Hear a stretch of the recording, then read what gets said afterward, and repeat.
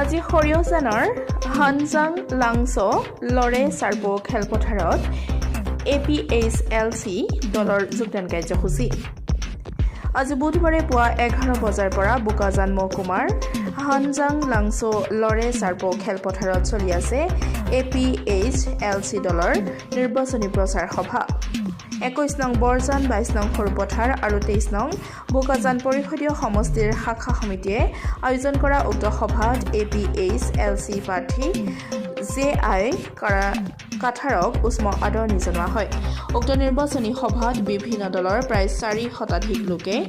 APHLC দলত আনুষ্ঠানিকভাৱে যোগদান কৰে বুলি জানিব পৰা গৈছে খটখটিৰ পৰা মইনুল হুছেইন উজাৰ ৰিপৰ্ট পাব্লিক টিভি অসম ৰাজনীতিক দল হিচাপে আমি অসমত 15টা opposition party forum united opposition party forum আছে আমি সেইটো মাজতে আমিও আছোঁ লগতে আছোঁ আমি CA ওপৰত UCC ওপৰত আমি ফাইট কৰি আছোঁ এইটো ৰিপিল কৰিবলৈ আমাৰ নৰ্থ ইষ্ট মাত্ৰ অসম বুলি কথা নাই কাৰ্বি আংলং বুলি কথা নাই কিন্তু নৰ্থ ইষ্টত আমাৰ খিলঞ্জীয়া অসমীয়া ট্ৰাইবছসকলৰ আদিবাসীসকলৰ মাটি আৰু জাতি ৰক্ষণাবেক্ষণা কৰিবৰ কাৰণে আমি একগোট হৈছোঁ আৰু এই ইয়াত থকাটো আমি সহ্য কৰিব নোৱাৰোঁ আৰু ইয়াৰ নৰ্থ ইষ্টাৰ্ণৰ পৰা বা ইণ্ডিয়াৰ পৰাকে এইটো বেনিছ কৰিব লাগে নাইকিয়া কৰি দিব লাগে এইটোহে আমাৰ এইমছ এণ্ড অবজেক্টিভ আৰু ইয়াত যিমান ডেভেলপমেণ্ট কৰিব লাগে আমাৰ সঁচা কথা ক'লে আমাৰ কমন পিপলটো ডেভেলপমেণ্ট একো হোৱা নাই এতিয়া এইটো এটা কেপিটেলিষ্ট ছিষ্টেম চলি আছে মাত্ৰ ধনীসকলকে কণ্ট্ৰেক্টো দিয়া হয় দুখীয়া মানুহবিলাকে কণ্ট্ৰেক্ট ল'লে বিলটো নাপায় কিন্তু ধনীসকলে যিটো কণ্ট্ৰেক্ট ইয়াত পায় তেওঁলোকক বিল পৰ্যন্ত সোনকালে দিয়া হয় সেইটো আমি দাবী কৰিছোঁ এই ছিষ্টেম কেতিয়াও থাকিব নালাগে আমি এই মোদী ডিক্টেটৰ চলাই আছে মোদীটো RSS ওপৰত নিৰ্ভৰ কৰি পেলাই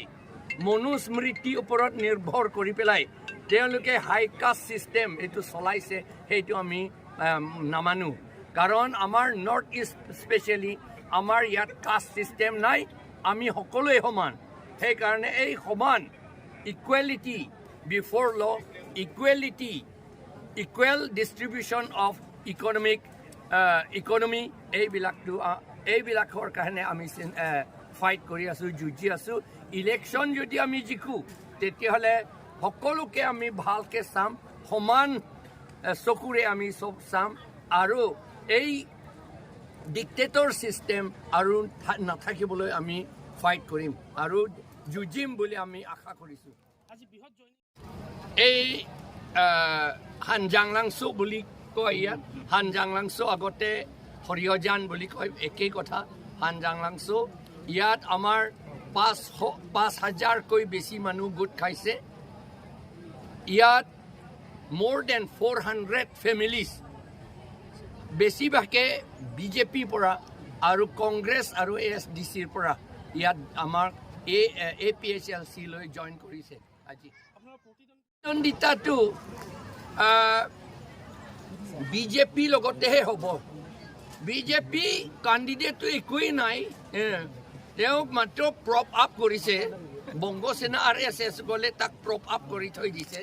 তাৰ একো কোৱালিটিটো নাই তথাপি তেওঁলোকৰ টকাটো বহুত আছে সেইকাৰণে আৰু